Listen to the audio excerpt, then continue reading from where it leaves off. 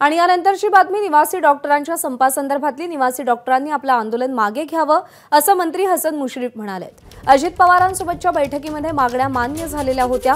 25 तारखेच्या मंत्रिमंडळ बैठकीमध्ये आम्ही त्या संदर्भात निर्णय घेऊ असं आश्वासन हसन मुश्रीफ यांनी दिलेलं आहे आणि त्यामुळे निवासी डॉक्टरांनी संपाची भूमिका मागे घ्यावी, आपलं आंदोलन मागे घ्यावं अशी विनंती असं आवाहन हसन मुश्रीफ यांनी केलेलं आहे। मी त्यांना समजावून सांगणार आहोत की 25 तारखेला होणाऱ्या मंत्रिमंडळ बैठकीत हा निर्णय होईल आणि त्याची अंमलबजावणी आम्ही लवकर करू।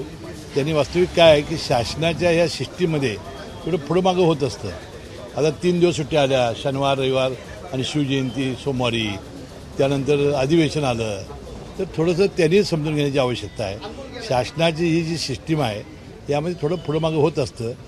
आम्ही त्यांना विनंती करणार आहे की बाबा शेवटी तुम्ही संपावर जाणार म्हणजे रुग्णांना वेटीला धरण्यापैकी प्रकार होईल आणि म्हणून त्यांनी परत घ्यावं आंदोलन आणि 25 तारखेला मंत्रिमंडळाच्या बैठकीत आम्ही विषय आणू हे समजावून सांगण्याचा मी प्रयत्न करणार आहे। एबीपी माझा, उघडा डोळे बघा नीट।